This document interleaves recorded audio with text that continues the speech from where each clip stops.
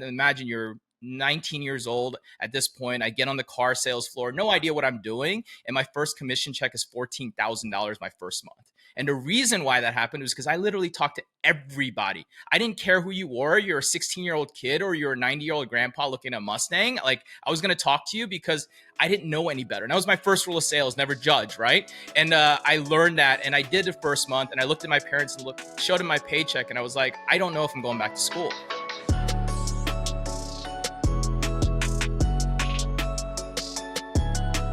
All right, folks, welcome back to another episode of You're Not Your ROAS. This has been a long time coming. I've always had a bit of a man crush on Jimmy, and then he absolutely landed a deliverability, geez, I can't even say it, talk at the Whaleys, and I was sold. I knew I needed to talk more to this man, and then we've just been connecting more and more on back channels, but the day has finally come. Jimmy Kim, the man from Send Lane, is here to drop some knowledge bombs. Thanks for coming on the show, Jimmy. What's up, man? Thanks for having me, dude. I'm excited to be here. Yeah, absolutely. And so, because you're in California right now, yeah? You guys are throwing the big currently. Yeah, I'm currently in California right now. My house is on sale. It's on market right now. We're hopefully tying these things up here this week. And in the next, hopefully 4 to 6 weeks, I'll be joining the state of Texas and joining the Austin community, as I've been watching from afar and FOMOing for a while. And I think it's time, and the world, everything is aligning in the world to make the sense of it right now. So yeah, man, I'm headed to Austin soon. We're building, we're getting more and more transplants. It's amazing. And you guys actually have a pretty cool event coming up in September, right? Or you're the main sponsor of the event. It looks amazing. You want to plug that real quick? Yeah, sure, man. I love to plug it. CommerceRoundtable.com.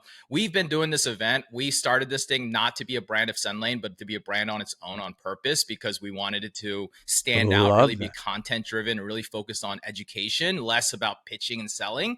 And so we created this event, and we've been doing it virtually, and it was time. It was time to go live with it. And instead of doing like a big SendLane conference, we're like, you know what? Let's just do this whole thing, Commerce Roundtable, live and make it a big deal. So we rented a really cool place on the water, like literally our event space overlooks the water. Like, I don't know how much cooler than it gets than that. And like, we rented this really awesome place, really fluid experience. And then I went out and hit my network, and I got the best of the best to get to event and speak on stage and be a part of it. And so it's exciting, man. That's September 18th, 19th here in San Diego, California. Take my money. Yeah, I might.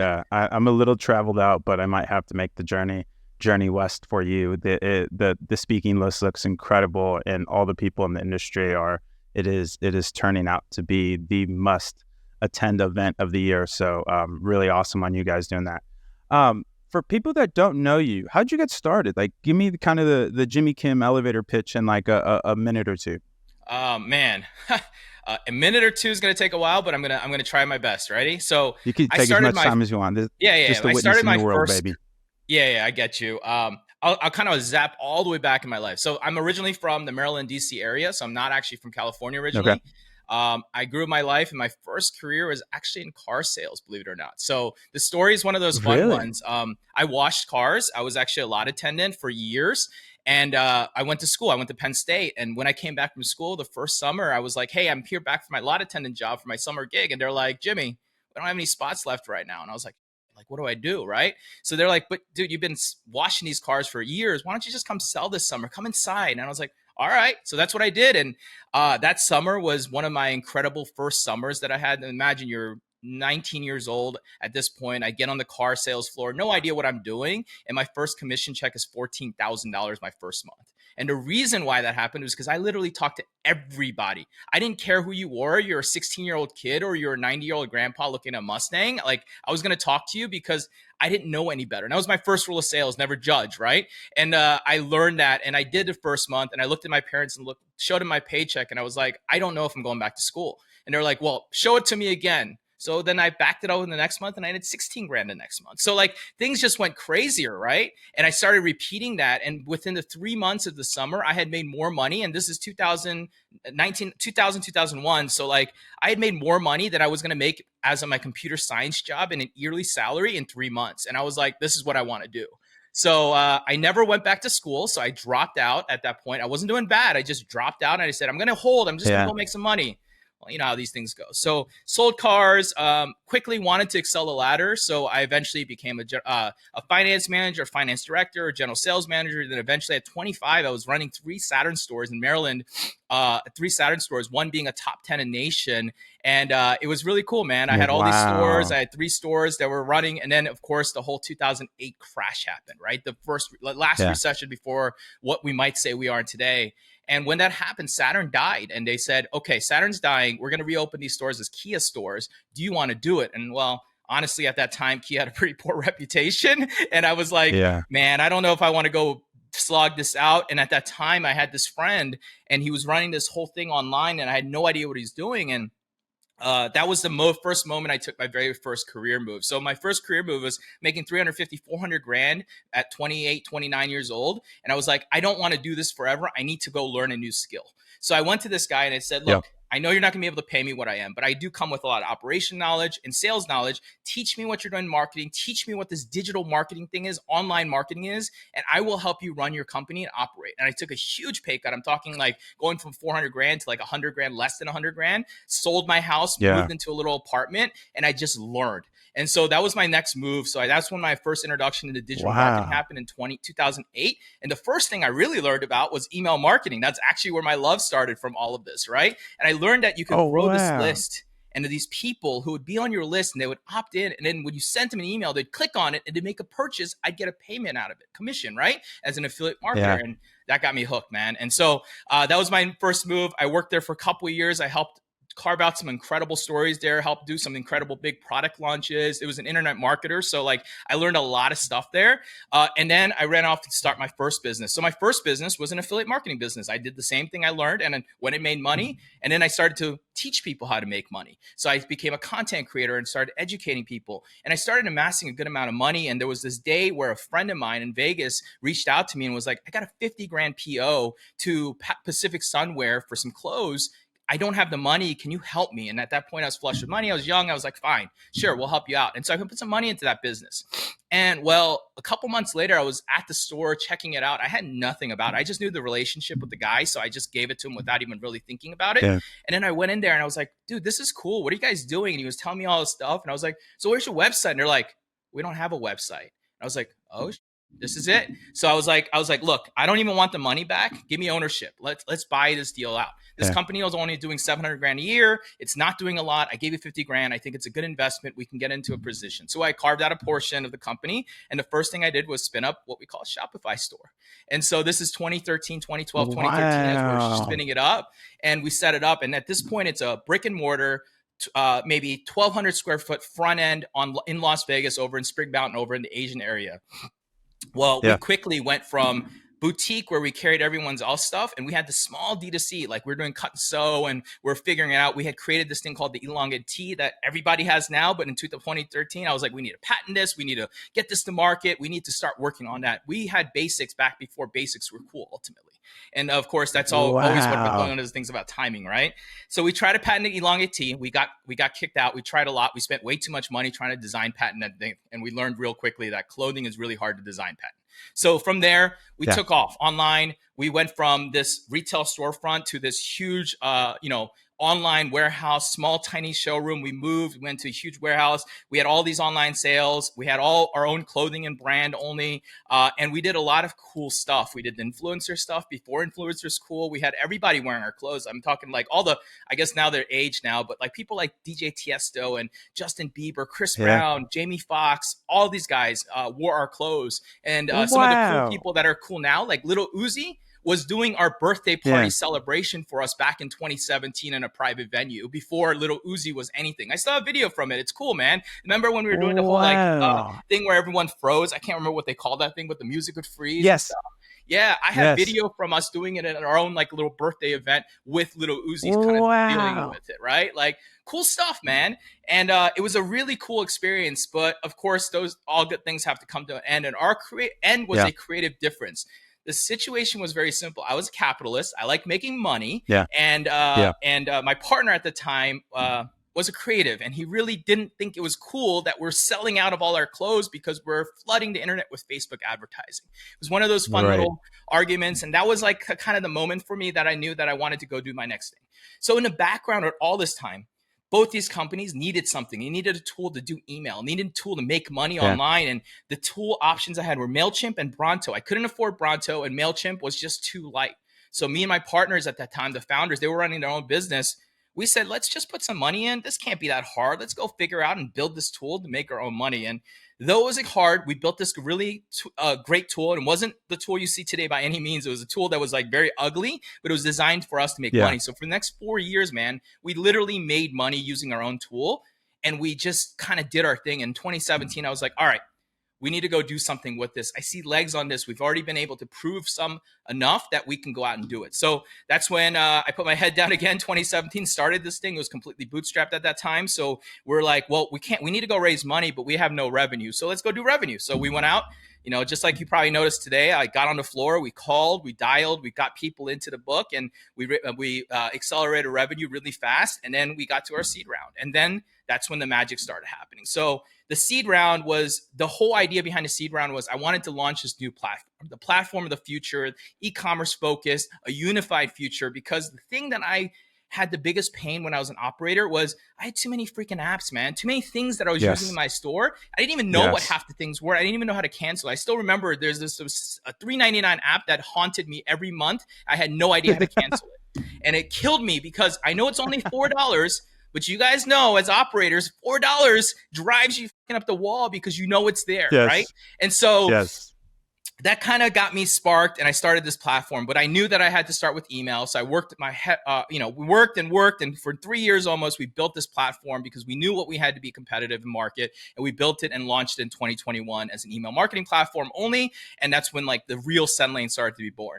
And then the story goes on from that, right? Then it took almost 2 years almost, right? A year and a half to really refine product market fit. I mean, it doesn't matter if you build a great tool. We've all learned if you can't talk to the community, can't work with the community, can't be a part of the community, well, it's really hard to break in unless you do a really hard-hitting sales approach, right? And we did a little bit of that. I can talk about that later. So, but yeah, man, it's been a heck of a journey to get here, multiple businesses doing this, multiple industry changes for me. And, I started in DC, I lived in Vegas, I lived in LA, I lived in San Diego now for 10 years now. It's been the longest stop I've taken. And now I'm headed to Austin, hopefully to be the forever home. So that's kind of the move that I'm taking towards everything. But yeah, that's my story, dude. Wow. That's such a wild ride. What's so interesting too is I see so many of like these successful entrepreneurs that have this wacky trajectory, but then like looking back, it all makes sense, right? Like sales are such an intricate part of being an entrepreneur, whether you're selling to the board, whether you're selling to investors, whether you're selling to your literal users or prospects, going through kind of trials and tribulations, understanding cultural fits when you have founders and things of that nature. And all these lessons kind of rolled up in the SendLane is incredible. Where'd the name come from? So, I'd love to tell you about this crazy idea. I saw a vision. I was doing opium in the desert and things happen, but I'm going to tell you the real truth. And I always laugh about it, dude. It was $10. That's where the domain came from. That's it. I was looking for a domain as cheap as possible because domains don't matter. And so I said, let's just go find what we can. We looked up, said, oh, there's a SendGrid, there's a Send something else, a SendMoo. And I said, well, what's another thing? Well, how about Road? That was taken. So I was like, what about Elaine? And they were like, oh, that's available, $9.99 on Namecheap. I said, that's our domain. And that's how our domain was purchased. And that literally is the way that how it started, man. It wasn't that. And when we first had the product for 4 years, it wasn't SendLane. It was actually called something else. We used to call it our email blast system. We used to call it all sorts of things, but we never really had a name for it the first couple of years while we're figuring it out. And then we finally bought a domain called SendLane. So that's it, man. No secret. That's incredible. That's amazing.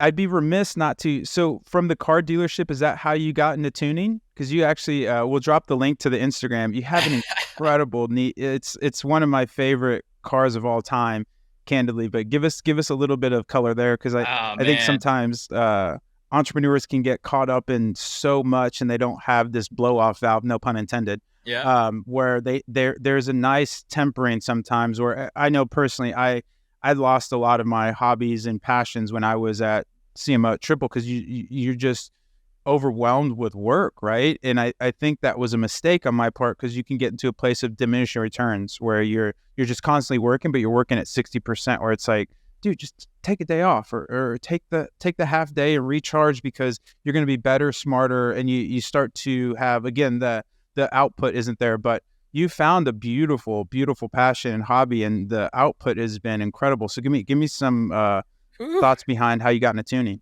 Yeah, so this zaps back way back into the 90s, man. So I'm talking Gran Turismo days, PlayStation 1, learning and loving cars, right? And then when I turned 16 years old, I had saved up. I had been working since I was 14 and a half to save enough money to buy my first car, got my first car in there, and then finally was even saved a little bit more money a couple years later and bought my first car. It was a 1997 GTI VR6 is what I purchased. And that's when my first tuning thing started, right? It was way back in the day, the hatchback. I loved it. It was 5-speed. It had a 6-cylinder and it had a lot of torque. Well, a lot of power to what it was back then. But what's that called? I learned that. And actually the fun part, how did I get into tuning? Well, I got into tuning because I was already playing video games. I was already interested in, but I didn't have the money. I was a poor college student. I only worked minimum wage jobs and didn't have a lot of money back then. So how I got into tuning was is actually funny. So I have a nickname called Gym Speed that my old friends call me, and where it comes from is very simple. I had installed this cold air intake into the GTI, and I installed this cold air intake. It was this New Speed intake. It was the brand. I don't even know if New Speed exists anymore, but it was a brand intake. And I looked at it and I said, well, all the hot air is probably getting into this cold air intake. How do we block it? So I created this thing. I created this metal thing I called eventually a heat shield. And this is where the name came from. And so I created this metal thing called a heat shield that would block the air into temperature. I went to Lowe's, Home Depot, and bought a bunch of stuff and kind of made it. And then what's that called again? One of my friends was watching me do it. And he's like, dude, you're like New Speed with Jimmy, so like Gym Speed, right? And so I made this heat shield and it started to do it. I put tests on it at probe meters, and then I started to sell it. I sold it on forums. So the way I was able to fund my growth of my car and build it was to build these heat shields and sell them on the internet for $55 shipped. And I was selling a lot of them. I'm talking, I think I might have sold over 25 grand of them. And the way that it was done, it was hilarious. I did it out of my dorm room in college because I'd work on my car in the parking lot and I would have it in the dorm room. And then the way I would do my dorm room, and hopefully one day these guys listen to me talk about this, but my neighbors in my dorm room area really were all broke college students. And I learned that the number one thing that we all wanted back then were cigarettes. So I paid everybody in cigarettes. I would pay them by one pack of cigarettes for every 5 heat shields they would produce. It was freaking slave labor, dude. I just realized. And jail currency. Yeah, exactly. So that's how I operated. And that was my first thing. And that's also my first business lesson I learned. So the way it died, why that product died was very simple. A big company came out to me and was like, hey guy, we want to partner with you, want to figure this out, we want to do this, blah, blah, blah. And they're like, send us a heat shield, we'll pay you, blah, blah, blah. So I sent it to them all ecstatic, oh, they're going to be awesome. They're going to do well, they stole it from me. And they stole the design. They made a better version, way better than I could have ever made out of hand snips and weather stripping. But they made a better version and launched it, and it took off. And it kind of kicked me off to the side. And that was my first business lesson, that you don't trust anybody in business until you create a relationship. And back when I was, 18, I was super naive, man. I was just on top of the world. I was the rich kid in college, but I wasn't actually rich. I was just making a lot of money because I had this side hustle that I had boxes and boxes of those free USPS priority mailboxes sitting inside of my dorm room at all times, because we're just going to the post office every couple days and dropping off a huge load every time. So that's where my car love came from. And from there, I built a ton of cool cars over the last 20, 30 years. And so my obsession over building cars and building them the way I foresee them and see them came into place. And that all zaps back to 2020 when the GTR became federally legal. And the whole idea behind that car is because of its age, it had to be 25 years old in order to be federally legal in the United States. So I had been waiting for years and years and years for this car to be federally legal. And the moment it came federally legal, I knew I had to find only a certain color. And the color that I wanted, they only made about 250 of them. So I knew I had to find the color too. So I spent 6 months hunting for the color. And eventually I found one and I was able to purchase one. And it was bone stock pretty much. And I knew that that I was going to completely redo it. So it's been a project that I've been working on for almost 3 years in my garage mostly. I used a couple shops, but they screwed up, so ended up doing it. And my most recent thing was I pulled my engine out of my car, replaced the transmission, put a new engine, rebuilt the engine, put it all back together in my car, and it's running and operating and leak-free in my garage. And it's been a journey. But yes, I am very hands-on. I get my hands dirty. I know how to build a car.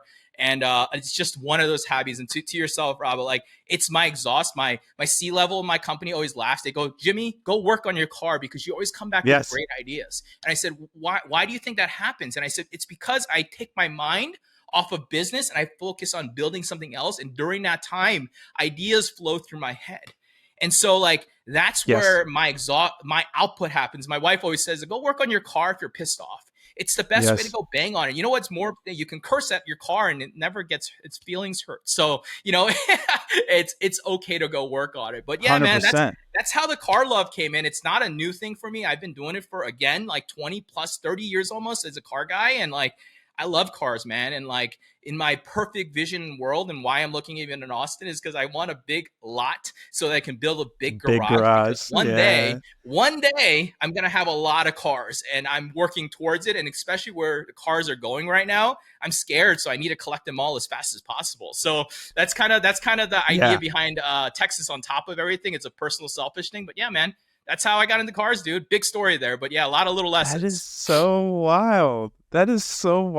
You build the thing, you get some money, you get rugged by the big boys, and then it manifests into this beautiful passion. I love that, man. Is this your favorite build to date, or do you have some OGs that you kind of missed that you got rid of? You know, I think they all have their different things. I will say there's no car that's more incredible to drive than the Skyline in my life. Like, that is hands down. I've had Lamborghinis, I've had R8s, I've had Subarus, I've had Corvettes. I've had them all. I've had probably 30 cars in my life, and I used to transfer them a lot, and I would build them and I would sell them. But there's no car that I've ever had. I've never owned a car this long, believe it or not. This car is the longest I've ever owned as a project car. Usually I build them, I get bored of him, and I sell him. Right? Because I get bored, I finished my build. But this car is the infinite build. It's the infinite hunt. And I think it's the biggest thing for me is because it's a classic car now. It's incredibly hard to find parts. So like, I browse Yahoo Japan auctions at night to go find parts, rare parts, to find and bid on them and hope that I win and pay a ton of money for shipping, because that's just how you have to do it. And I think that keeps me really energized, because Joe Schmo down the street doesn't drive what I drive. It's not very easy to drive what I drive, and that makes me really excited that I'm building something unique. So yeah, man, it's the longest owned car, and I don't plan to get rid of it. It's not a car I plan to get rid of. This is a forever car for me. It's absolutely stunning. Okay, last question about the car. Does it have a name?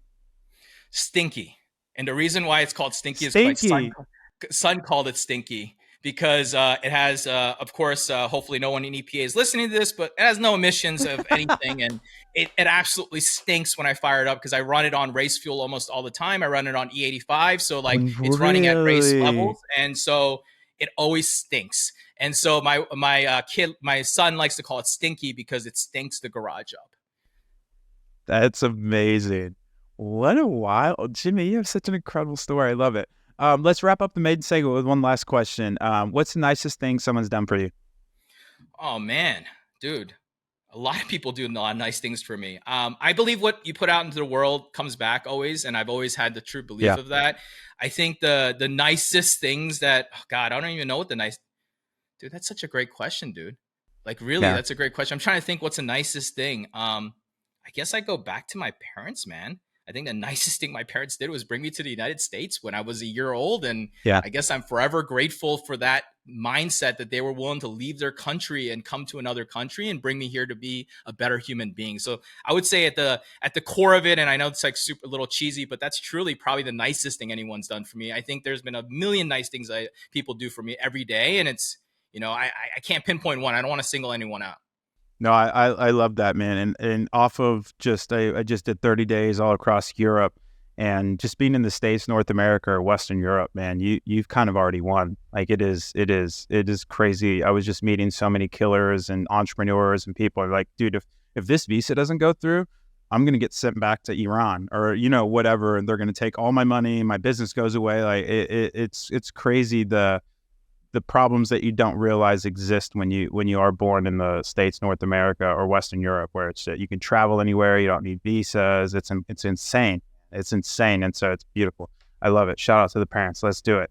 Okay, value add segment. This is why the people bought the ticket. When you were building SendLane as this brand, as this epicenter of awesomeness, how were you thinking of it? And we can go down the different layers, but I just want to do well, first off, give people the SendLane elevator pitch, and then let's dig into how you've built such a powerhouse of a brand and a product. Yeah. So SendLane is a unified email, SMS, and reviews for e-commerce. That's really it. Very simple. We're unifying the stack, and we're helping brands make more money than ever. Beautiful. When you found your product market fit, what were you looking for to build this brand? Like, how were you, I guess first, let's talk about how you built your team, because you run a pretty lean ship, but you guys are small but mighty. How did you think about that? What was your first hire? Yeah. Oh, man. So I would say, what was my first hire and what would I do in the future are two different answers. Right now, I've learned a lot of things in this business. So when I was in 2017 and I was starting this off, and I was like, what do I need? Well, first, we needed engineers, obviously. So we had been using this outsourced company in India, and we needed to bring it out. So we brought first two people really were engineers that we hired, a director of like an operations / project manager, and then one marketing person. One, she's still here today. She leads our marketing today, but I brought her in way back when she was a young little thing, and she was just fresh out of college. And I thought I needed someone to do social media. I don't know why I thought that's what I needed, but that's what I decided that I did. Right. So those first hires that I brought in, we did a little bit of everything. I think the biggest thing that I look back at the hiring was I hired generalists with passion. They weren't the smartest people, or they weren't the most experienced people, but they were going to do whatever it took to make it happen. And it took a lot of time to make things happen, of course. So like it also is a test of patience. We do have a lean team, but I would say that the way and reason why our team is super lean is not just because of just the way that we operate. We run really lean because we have a small, flat organization. I don't have a crazy hierarchy tier within the organization, and that has allowed us to do it. Secondly, myself and all the leadership and anyone I bring into this company, we're extremely hands-on. There is no barking orders at the top of the table. I'm going to be just as hands-on as you are. In fact, if I need to wipe the toilet, I'm going to wipe the toilet, and you're probably going to have to be next to me. And that's the way that I operate. I lead by example. And so with that attitude combined with a super kind of performance-driven mindset within the company, those have been like the two biggest drivers. Look, everybody has a KPI. I don't care if you're an engineer or you're CS or you're in sales. Everybody has a goal and thing that you're doing to move the company forward. And when you have everyone moving forward at the same direction, anyone who doesn't move forward kind of gets weeded out just as fast too. So, I very much follow the mantra of hire slowly and fire extremely fast. And we do make a lot of moves there. I always laughed. I was listening to the operators pod earlier today, and they were talking about how many people did you quit versus fire? And I was like, nah, I fire more people than I quit. I think we've had a handful of people ever quit this organization. Most people get fired because they can't keep up or they expire out and things just don't work for us anymore. So I don't let people linger because I think it's something that creates problems within the organization often. So, but yeah, man, when we thought about this team, I think that a lot of the leaders have been here for many years now. We built, and it's been a different story for us. I think like there's a SendLane 12 months ago and there's a SendLane today, and they're very different SendLanes today because SendLane 12 months ago was fighting, and it was trying to find and figure out how to position ourselves, how to make sure that we can connect, and how to also figure out how to break the noise on a really large incumbent. The SendLane today now is all about scale and process and trying to figure out how to take everything that we've created and make sure that it's successful and we don't drop the ball. As I tell my team, this is our ball to drop, and we up. This is our up, not anyone else's, and we need to make sure we're doing our best job, right? So I think that's a lot of the ways that we think about hiring and different things. And dude, I hire for passion more than I hire for skill. I hire more for wanting to get their hands dirty and learning than I do hire for the logos that you have on your resume. So like, I really do that, and I don't give a shit about education. I think that's the biggest thing my team always laughs about. Like, I have no idea where anybody went to school. I don't know where I went to school, so why do I care? I care about what you've done today, and that's what matters most. So like, I think that we have a great scrappy group of people, super lean for the size and the revenue we do, and I don't plan to go crazy. I have touched the fire. I have done stupid stuff to try to go higher and do different things in the past. They all never work out, end up at square one again as well too. All you do is waste time ultimately. Man, I love that. I love that ethos. And I think too, the other challenge with your higher, or with your, if you let those fires linger, or the people that you need to kind of, promote to non-send laners, it's a challenge because A players want to be around A players. And so it's less about the person you get rid of, and it's more about the killers, right? Like losing an A player sucks. Like firing a B or C player, it's okay. It is what it is. They're going to figure out what they're going to do. And like, I'm a capitalist as well. So it's value for value, right? Like if you can't generate the value I need, and get me to the places you are, here's a severance package. Thank you for trying. And, we'll just move on, versus trying to make things work, I think is something that is, and I'm not saying like if you do have talented people, especially at the early stages of an org, that you can move them around where it's like, to your point, they've expired out or capped out kind of the value they can create next role. And you get the culture, you get the hands-on, you're a talented person that gets things. Let's try you in this role or that role or something like that. I think that's different. But when you find people that, especially when you do have the culture of excellence, like Send Lane, it's very much so, burn the ships and get it done, or get out of here. And I think that's the only way really a startup survives, because you need that survivalist mentality of like, here's a spear, we're going out into the jungle, and only, 5 of us are going in, and maybe only 3 of us are coming back. But that has to be, everybody has to have that level of commitment, because there's no room for error. Like you said, like, especially when you're going after big incumbents.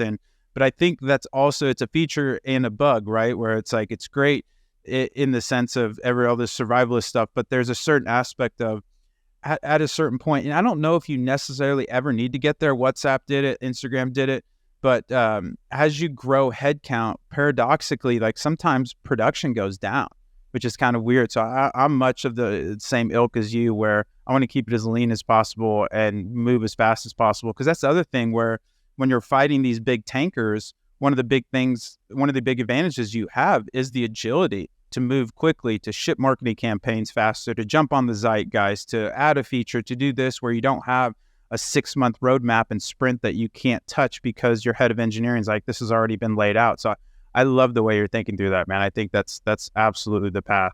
And you lay out something interesting you see in large corporations. You hear this old adage, they say like, oh, 20% of your workforce does 80% of your work. And you hear that often. I think that mantra is broken inherently, because that's a large company thought process. You can't do that in startups. Yes. You have to be 100% of your team has to be putting 100% of their effort in. And if they're not, get them the heck out of there. And I know it sucks and hurts. And to your point, Robert, like people do expire. But the thing is, like, it's not that they expire. This is what I tell people all the time. It's pretty interesting what I've seen as I've seen my years of entrepreneurs hiring hundreds of people and all that stuff. People move on to do something better often. And that's the thing that you are. Look, when you join a startup, you don't join a startup because like you think this is going to make you the most money, or if you think this is going to be, it's the fastest career booster and accelerator that you can ever envision. However, the day that you have to move on, what you'll learn is, if you go join something else and it's not a startup, things will be terribly slow and terribly behind, and you will be a superstar in those realms often, because that happens. Or you'll be disruptive and you'll break and you'll fall apart and get fired and go back to a startup. But either way, you start to figure out who you are really fast. And I think to your point, Robert, like when you can figure out who you are and where you fall into this world of the ecosystem of business and where your sweet spot is, you should aim to work at companies that are filling your sweet spot and filling what you are good at. Because how you become better and you improve is to be extremely good at that place, so you can learn more about going to the future. So when I talk about that, I always say, like, as an entrepreneur, my goal is to bring in people, empower them, give them all the trust that they have to do their work. And if they cannot get it done, it's okay. We thank them for their journey. But guess what? I know that I did my job to make sure that person's prepared, because they're probably not going to screw up their next job, because now they're like, I learned from that guy. You know, it was a hard job, but they taught me what I need to do to win next time in order to do it. So like, look, every journey has a start to an end, even my own journey. It's how you take that in, how grateful you are, and how you can encompass it, and how you can be better in your next time. That's what matters most. So like, you know, I always think about this as like, it's okay. Like we all are going to experience people. And, you know, they always say the founder's journey is one of the loneliest journeys, because the people who got you there are not the people who started the thing with you, and not the people that were in the middle of it, that fought with you. But you do, to your point, Rabba, you do need to keep the ones that have that special edge and that special passion. You got to find them somewhere in your company. There's something they can do. People that make movements like that do not do not fail when you move them to other places. They will figure it out, but you have to give them the trust and autonomy to do that. And that's like really the thought process that always comes into mind. But that's really the mantra that I think about as you're talking about a lot of this. No, I need some more disagreement in here. The producers are hitting me in the ear to turn up the heat, but I have nothing else but admiration and like just the wisdom that you're spitting out it's just top floor, because I couldn't agree with you more. And I think that the aspect of skilling yourself up, a startup can be just the other thing that I think a lot of high performers want are autonomy and impact.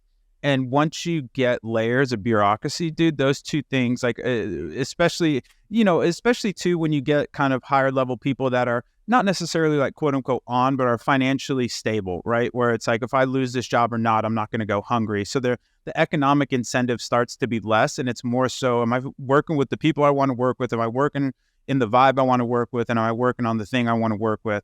And those intrinsic motivators are just there's nothing like it, man. Like, again, economics can be great, but at the same time, like, once you get a little bit of money, you realize like it's energy. It doesn't make your life happy. It doesn't make your life worse. It's just energy, and how you deploy that energy. It's great. And I'm not saying like, champagne problems are great to have. And obviously it's nice to have a bunch of money, but when you have something internally driving you, like, I guess said another way, when you care about something, standards become irrelevant, because you actually own it and you try and you want to do your best and you're going to give 110% to it, versus if you're more of that mercenary ilk, which again, there's nothing wrong with that. I'm not saying that. It's just, it's hard to do your best work when you're doing it for the money.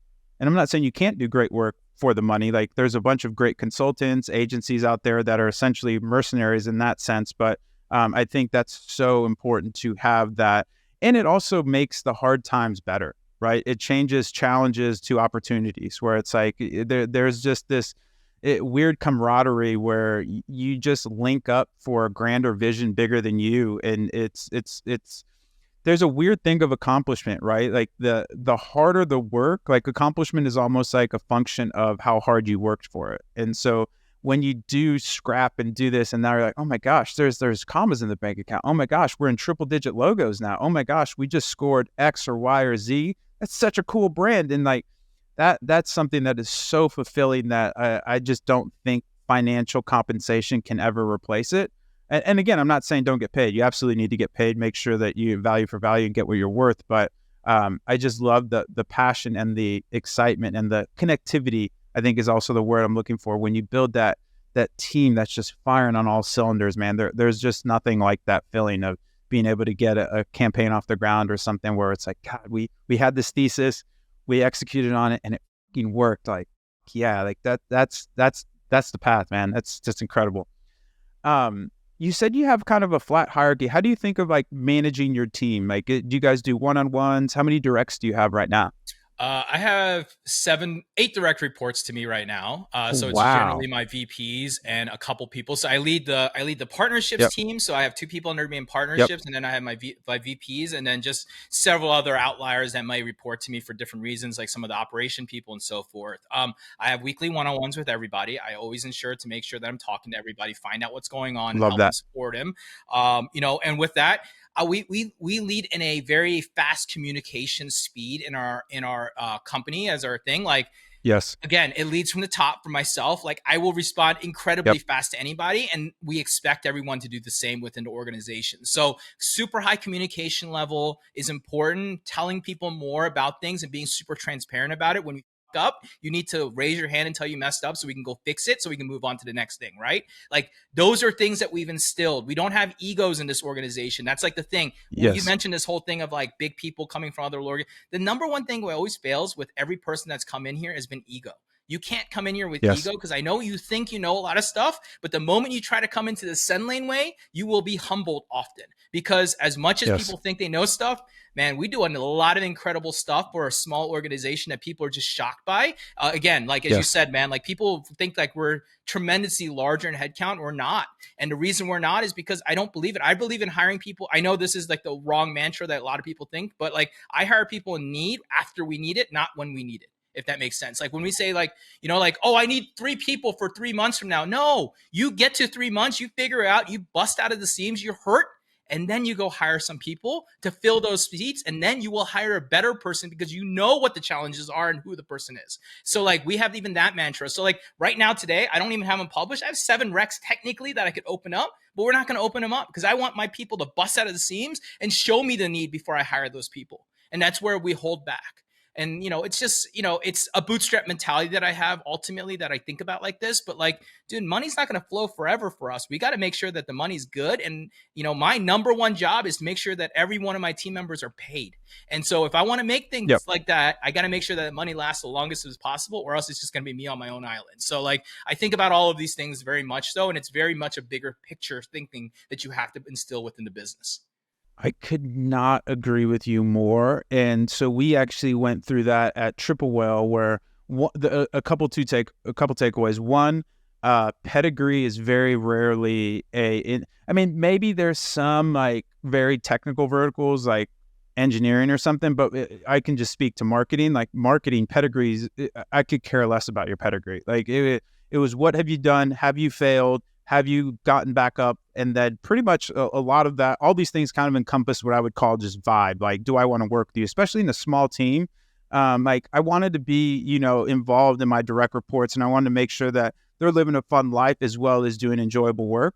But the hiring thing, we got really over our skis because we just raised a bunch of money and we're like, oh, we want to be this big company. What does that big company look like? This is what it looks like. Let's hire for that. And we absolutely got smoked. We had to, downsize a bunch. This is early on. We had to downsize a bunch because we brought on all these operators that were incredible on paper. And to your point, when you walk into the startup meat grinder, you're like, oh, I need an assistant. I need a director. You're like, no, dude, just you don't need a copywriter, write the email. You don't need a marketer, write the marketing copy, bro. Like get it done. And so that was a big wake up for us. And I just think that the way you're thinking of it is how we transition, where don't hire until you feel pain. Where if you can, because to the 2 points that you just made of one, that, okay, cool, this person can become instant impact. You're not looking for work. There's work that needs to be done that you can give them too.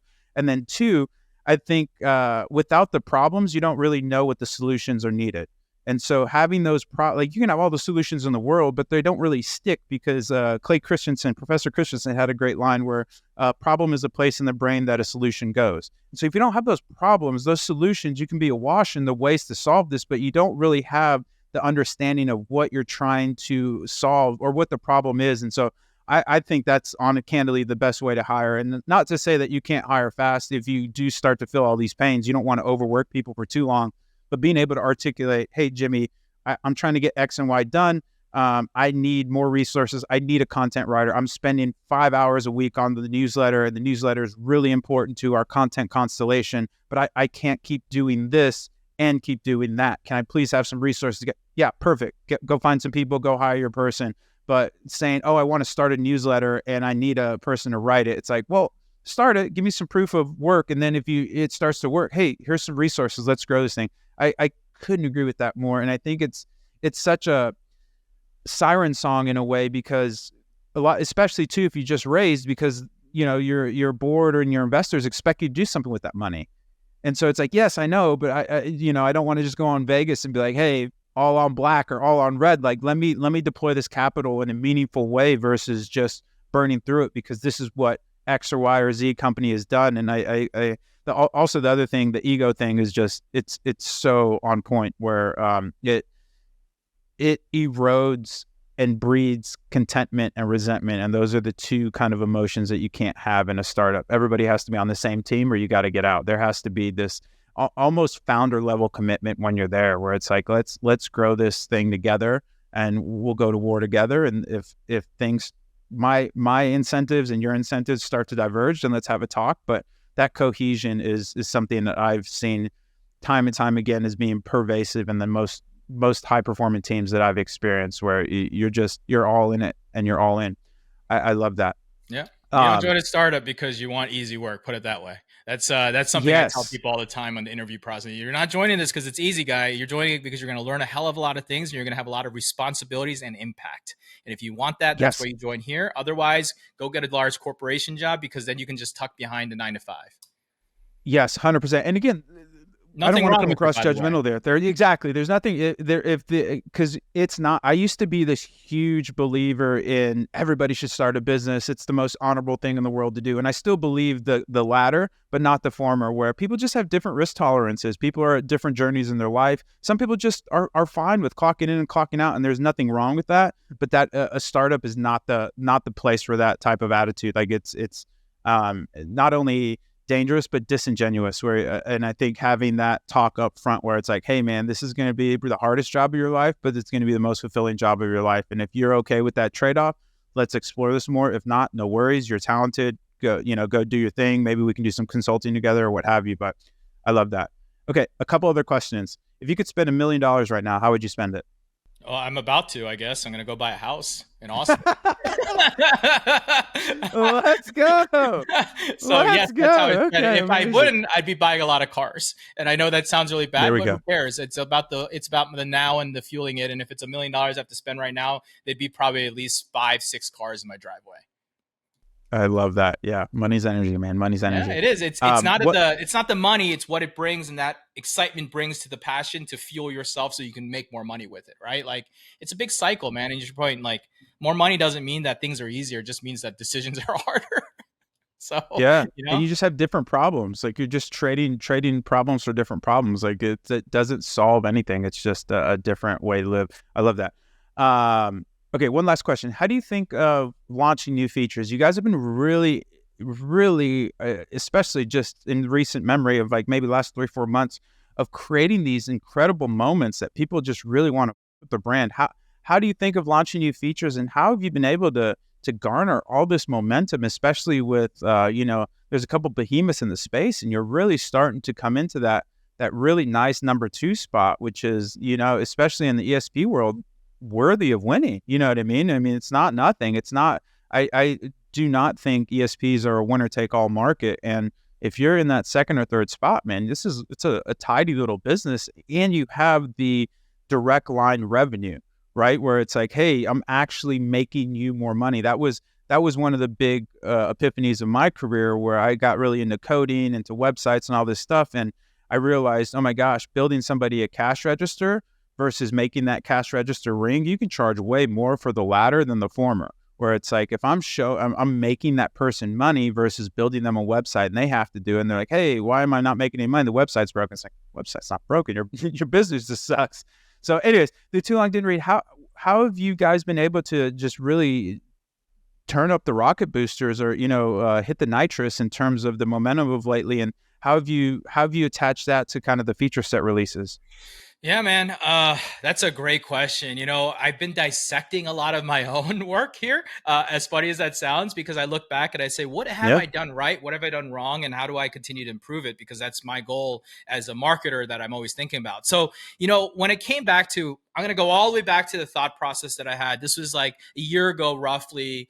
And I was like sitting back, and we're struggling, man. We had this outbound team. They're dialing and calling. We're getting some demos. It was working somewhat. But the reality was it wasn't doing the thing that I knew we needed to do. And I looked at my incumbent in the market, and I really looked at him and said, well, how do I need to start positioning myself? And it took my 6 months almost to really just continue to figure out those positionings, the things that they're lackluster, the things that they are. And I kind of came up with 2 big things, and I looked at the world of things. I came up with, obviously, the David and Goliath story. That's really a big story that I kind of play on. And the reason is, well, everybody online is probably a David, not a Goliath, because the Goliaths are enterprise companies that have no faces. And that led me right to the second thing. I said, a faceless company is where I'm attacking against. Why don't we create brand and personality in the market? Because suddenly we realized the market had nobody over there protecting them. So if I'm talking to them, they're not going to respond to me. And well, that's kind of the best place, because then you get to drive your own narrative. So I combined all that with the understanding of community. I'm sure you knew, Robert, but like I traveled a lot, just like you, dude. And I traveled everywhere. And I know I'm a founder CEO. Yeah. I didn't give a shit. I needed to be everywhere. I needed to be at every event. I needed to be speaking at every podcast. I needed to be anywhere and everywhere the people were. And I needed to do the most unscalable thing, which is speak to each person individually, shake hands, create connection, because the word of mouth is stronger than anything you can create in your environment of marketing. And so was my playbook. I literally got on a jet 8 out of 12 weeks. all over the country, literally speaking at events, speaking at dinners, events, people having one-on-one meetings with the smallest to the biggest guys. I just made sure, and the answer really, Rabba, and I know people are listening are gonna be like, what's the secret? It was sweat equity. It was called sweat equity, which is just do the work and get out there and be in front of people. That's literally the answer to what my success was. Dude, I couldn't endorse that anymore. The one caveat that I would say is you are like a Harley, where it's like you're likable, you're well-spoken, you have a ton of domain expertise. Like your deliverability talk was fantastic. We get asked for that all the time from the whaleys. And so that's, I think, the other really competitive advantage that you have. There's some founders that are just not that charismatic, you know what I mean? Or they don't really know, like they're really great at building a team, but you put them in a room and they like when you come into a room, Jimmy, like you fill up the room, it's Jimmy, like, you know what I mean? And so I think that wasn't not only prescient to understand that strategy was something that the name that shall not be mentioned can't really do. And so I loved almost that guerrilla marketing style. And the other thing is smart people can talk themselves out of so many cool ideas because it quote unquote doesn't scale. And sometimes it doesn't need to, man. Sometimes it's like, hey, if I can create value for these people without any expectation of reciprocity, just helping these people out, that was one of our biggest growth levers at Triple. In the beginning, it was just like, we would throw all these events or communities and have our own Slack community, all this stuff. And none of it was about MQLs, SQLs, pipeline. It was about, hey, how can we ingratiate ourselves by just helping people make more money, helping them run their business better, answer their questions that they have, connect them with other people in the space to help them get further on their journey. And I think that's something that's really lost because it doesn't fit into a tidy OKR, or it's hard to sell up the chain to corporate, or the finance person comes in and says, hey, you can't do that. What's the return on spend there? You're just like, What's the favorite saying from Gary Vee? What's the ROI of social media? And then he responds like, what's the ROI of your mother? Like, it's the same idea. Like there is no ROI, but there is. You just got to figure out where it is, right? And so, you're right. Like people follow big playbooks because they saw some $100 million company doing something and they must be the right playbook, or it was the way that this startup grew. But the reality is, you got to find your own. And to your point, Robert, like it really depends. Are you greenfield space? Are you teaching people? Are you educating? Are you fighting people? Like there's different things. And yeah, it helps that I love actually being socially out there and talking to people. It really does help and I guess I would say that I built it to my strengths that I know that I'm already good at. And it's something that I've been doing for many years. So yeah. I mean, you're the CEO/chief evangelist. And I think every great brand needs one of those, right? Whether it is a CEO. I mean, like, again, Harley's incredible. And what the Shopify Editions was incredible. He's just just cool as the other side of the pillow. Shout out Stuart Scott. And Toby is brilliant, but you don't really want to put Toby in rooms. You know what I mean? This guy, he's one of those just incredible genius, incredible guy. You definitely want him to lead your company, but you don't necessarily want to send them to the party. You know what I'm saying? And so I think that's where you really nailed it, where I think community's been slept on, especially in the sense of SaaS tools. Like, dude, I'm just not a believer in, we spent a lot of money on paid media, and I just don't think people buy SaaS from paid media. People buy SaaS from text messages. People buy SaaS from dinners. Chase and I always talk about this, where you really need to bring people through 3 stages. So there's the problem aware stage, then there's the solution aware stage, and then there's the product aware stage. And once you get them to that 3rd stage, and again, this was something that I actually, because my whole background was D2C. I did some app install stuff as well, but pretty much all D2C. And that's how I tried to run Triple from the beginning. And I realized nobody buys SaaS products like that. People buy SaaS like CPG. Like once they're ready to consume, then they're like, oh, what's the awesome email platform? Oh yeah, I met that Jimmy guy. I'm going to go try SendLane. And so like you need to be in the decision set at all times. And so that's why that omnipresent strategy works. And ideally you're the top decision in that decision set. So once that person's ready to consume, they're like, oh, I need laundry detergent. I'm going to buy Tide. And so I think that what you guys have been able to do, it's just been really, really awesome, especially again, ESP SMS is a very competitive space, and there's some proper gorillas in that room, and what you guys have been able to carve out and grow has been something that is something to marvel at. I love it. You ready for some rapid fire? Yeah, let's do it. Okay, amazing. California, overrated, underrated? Overrated. Ooh. GTRs, overrated, underrated? Oh, totally underrated. Oh, yeah. OKRs, overrated, underrated? I'm in between. They're important, but they are way too heavy sometimes. I love it, and I don't want to steal your rapid fire thing, but I think the challenge, and it's kind of exactly like you were talking about, oh, Google did it or Facebook did it, so we should do it, where you're not LeBron James. So you're not Warren Buffett. You should not invest like Warren Buffett. Like, you know what I mean? Like, build this nuanced thing for you, and what works. Like, I think shared and agreed upon goals are all that matters. Whatever framework you use to get there, and candidly, the more simple, because what I've found is you can find people, it's almost like government contracts. You can find people that are incredible at the process, horrible at the output. And like, I don't care that you tracked every single OKR and you can show me how much you suck. You still suck. You know what I mean? I'd much rather have somebody absolutely crushing it, and then we can figure out to make sure. So anyways, I found that you can get in a process masturbation, and it's not good for anybody. 100%. Barbie marketing campaign, overrated, underrated? Ooh, that was great. I would say that they did a great job. I mean, they really did. Yeah. Like, it was, they brought Barbie back. They made Barbie hot again in the weirdest ways, man. It's someone who's grown up in that market. Like, it's weird to see it happen, but hey, man, hopefully, world, it works in cycles, and Barbie has reinvigorated themselves as a player in the toy market again to young girls. So they absolutely, yeah, I'm with you. I thought it was an absolute masterclass. Shopify editions. What'd you think of the launch? Overrated, underrated? I loved it. I think they're doing the best thing they can do for the low-end merchants. All right, yeah, totally with you on that. Threads, Meta Threads, overrated, underrated? I don't even have the app anymore. I know. I absolutely, I'm going to have to eat it on this one. I absolutely missed on that. I extrapolated on all the wrong vectors. It's really hard to replace an incumbent. It really is. And there's also just like non-consumption is way easier to get than changing people's preferences. And 100%. Like, it's just so hard to move people. Habits are hard to break. Habits, man. Habits. And there's only so much social media space in someone's day. And so if you can't get that return and engagement quickly, it's done. Community events, overrated, underrated? Dude, people don't know what they're missing. Put it that way.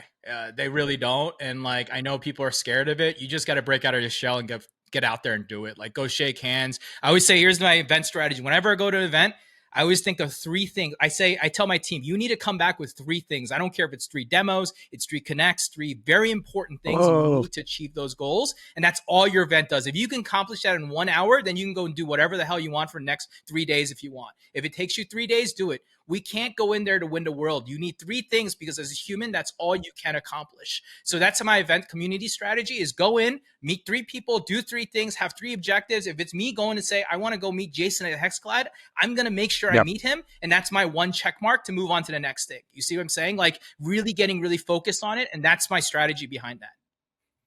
And that's how people should. People think too hard about what it could be.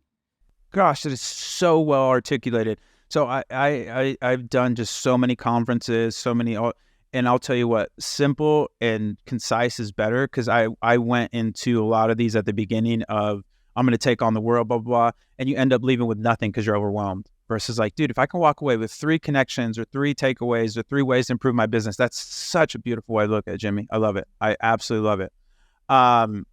Twitter to X, overrated, underrated? I love Twitter. I don't love the name X. Elon Maxis might get you. I know. I don't know how to think of this. I think Elon, I trust in Elon, put it that way. I trust in Elon, and I believe he's trying to do something bigger. And so I'm supportive of the X movement. Yeah. Okay. So the non-answer there. Look at this correct. guy. I told you, community events. Yeah. Community events. This guy, he gets it. If you could collab with anyone at SendLane, who are you trying to collab with? Budget agnostic. Man, who could I collaborate with? God, that's such a great... Man, I'd love to collaborate with Shopify. As I say it, like, you know what I mean? Like, being the number 2, the lack of incumbent, like, I don't get anything from those guys. I won't even get a look over on our sides. And That would be my dream, to actually have some kind of relationship. So that would be a big dream for us. I mean, we're serving a lot of their merchants now, and one day maybe Harley, maybe he listens to this, will reach out and we can talk. I've been following him. One of these days, right? So that's the goal. But I know they're in bed together, and that makes it hard. But that doesn't mean you can't break it, and that's the number one thing I'm always going to fight for. Just because there's a goalie doesn't mean you can't score. Let's go. 100%. I'm going to try forever. I love that. Your favorite car? I know you love the GTR Skyline, but what's the or actually, let me give you a twofold. Actually, let me give it twofold. What's your favorite car and what's your favorite daily driver? Because those can be two totally different things. Oh God, that's such a great question. As someone who doesn't drive very daily, I really like my pickup truck. I have a Tacoma, and I love that thing, and it's great. It's slow. It's great car. Yeah, it's a great car, dude. It's slow. It hauls a lot of stuff. So my daily's there. If I'm buying, I obviously love the GTR, but what's my next car? I want to buy a GT3. I want a Porsche GT3, right? Like that's my next big car. Okay. I want.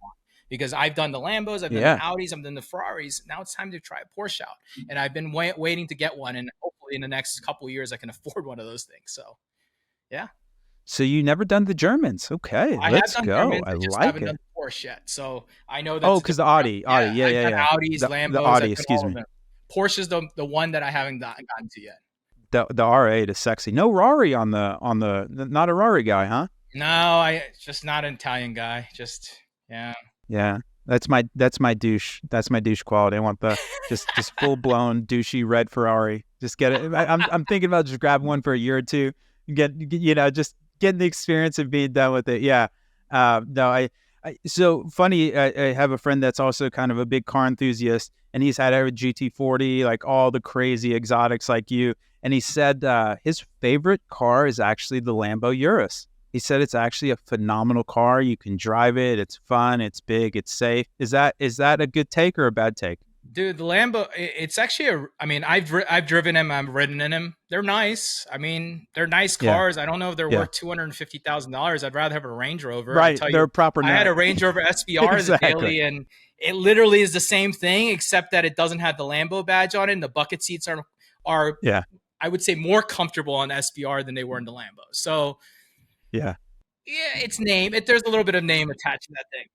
You missed out on the 179 with the SVR though. They're too light. That's the only only Land Rover that you don't get the tax deduction because they strip it all down. But no, I love that. It's I'm a big fan as well. Favorite place to travel to and why? Dude, I love Vegas. No matter what, I always love Vegas because it's the place you can do whatever you want in your life at any time. I love Vegas. Let me gamble, let me eat, let me send shows. You can do whatever you want there, and really, it's a kid's playground. And if you know how to play it, it's a great place. I love that place. I was just there for 10 days, basically living there for 10 days for an event and poker stuff and all sorts of stuff that I was doing. And dude, I loved every minute of it, and I'm never upset about being there. So I know it sounds cliche, but I actually love Vegas because it lets me fill all my vices in one place. There you go. Get it out, get it recharged. I love it. What do you think of the F1 going there?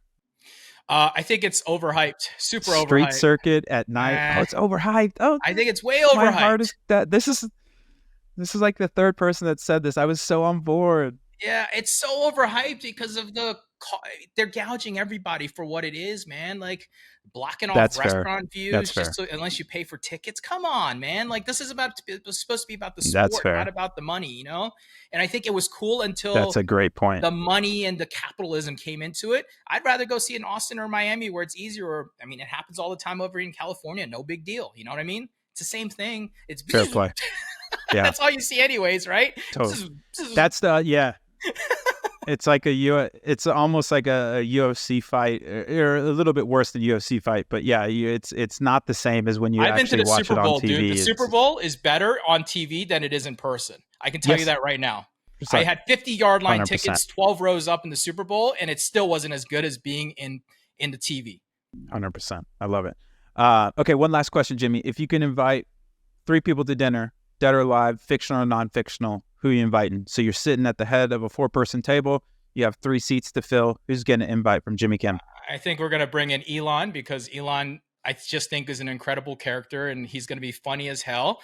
And then I'm bringing in 2 more entrepreneurs behind that. I think that are incredible people too. I look at Cuban. I think Cuban is an incredible person, and I think he has different insights that he will bring to the market. Yeah, super smart. Yep. And I think with the recent stuff going on with Zuck, I think that it would be funny to have Elon and Zuck at the same table just to battle it out. Oh my gosh. Right? Just to battle it out in front of you, because you know that would happen, right? So I would think about the drama, and then Cuban giving me the higher wisdom, almost like giving me that wisdom talk on the side while they're battling it out. Like that would be it right now. I'm very much about a modern, like futurist, like big founder people. I mean, there's a lot of other people in the world that I think are incredible, but those three right now they're hot right now. So like I love to sit down and talk to any of them. That's an absolutely incredible dinner. And I'm with you. I was just incredibly impressed by Zuck being able to eat his ego with the metaverse stuff. And like once he made the employee cuts, the headcount reductions, and then stopped talking about the metaverse, the stock is absolutely screaming right now. It's impressive, man. It is really impressive. He's the CEO. Dude. Yeah, he gets it. Yes, he gets it. I'm slowly approaching my Mount Rushmore of CEOs. I mean, the amount of shareholder value he's been able to create, and the sustainability of his business, the Instagram, the WhatsApp, the being able to. I mean, he's been cock-blocked a few times with the SEC in terms of acquisition stuff, but yeah, man, I think the guy is absolutely top floor. Jimmy, you made it through rapid fire. Incredible. This is, I cannot believe your journey from some slanging bootleg heat shields to selling out Saturns to running one of the best ESPs on the planet, man. What an awesome journey. Dude, thank you so much for the time. How could people get more involved with SendLane? How can they follow you or, on MentorPass or anything like that? This time is yours, my friend. Yeah, absolutely. Twitter, obviously, is where I spend most of my time at Jimmy Kim. Great feed. You can find me there. I share all sorts of wisdom from funny to actual strategic stuff. Obviously, outside of that, SendLane, you can find at sendlane.com. That's pretty easy. What else? I do MentorPass. If you want to learn more from me, I give away my services. Can he just moved into my building? Yeah, I don't charge anything for it. Whatever MentorPass they charge you, but I do it for free, and I'll never charge, because to me, this is my way of giving back, and it also fills my cup. So that's something I love doing too. So come get free advice. I'm happy to do it in half an hour. In fact, as I get off this pod, I'm going to jump on a MentorPass and talk to what it looks like an early stage founder who's going to want to know how to pick my brain. And I'm happy to do it, man. I want to share the world, because me giving back, as I told you, man, it all comes back tenfold, dude. The world works in a great way, and you got to make sure that you're giving back, because you can't just take from the world. You got to give at the same time.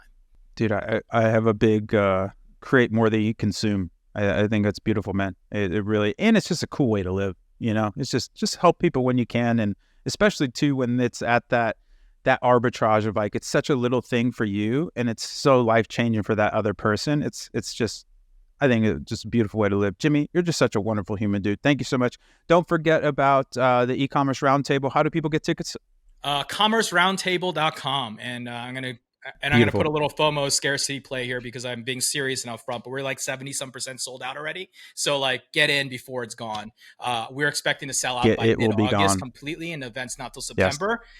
It's a good ticket. Yes. It's all inclusive. We're going to feed the shit out of you. Anyone who knows me at all, food and drinks will be flowing, and that's got to be the most important thing for me outside of everything else. It's literally vibes. A lot of the budget, with vibes, of course, with great people, and we're overlooking the ocean. You're not going to want to leave there, and it's going to be a really good time. And who doesn't like come to San Diego in September? Come on, come learn, come hang out, drink, enjoy, and come have a good time. Love that. Amazing. Jimmy, dude, you are just such a gem of a human. I'm so glad our paths have intertwined. Thank you so much for taking the time to come on the pod, bro. People are going to love this. Yeah, thanks, man. All right, folks, if you want to get more involved at Triple Whale and ride the lightning and experience magic, you can go to triplewhale.com. If you also want the best D2C newsletter out there, we have something called Whale Mail that we send out every Tuesday, Thursday. You can go to triplewhale.com/whalemail. And if you want to see Jimmy's amazing hat and cool shirt, you can actually watch all of our podcasts on youtube.com/triplewhale. Thanks again for tuning in, folks. If you can, leave a review, and also ping me over the Twitters or anything like that if there's things that you like about the show, things you don't like about the show. We are here for you and wanting to generate as much value for you as possible. So any recommendations or praise is always welcome. Jimmy, you're the man. I appreciate you taking the time, brother. Thank you, brother. Thanks, all right, man. Folks, that's another ROAS in the books.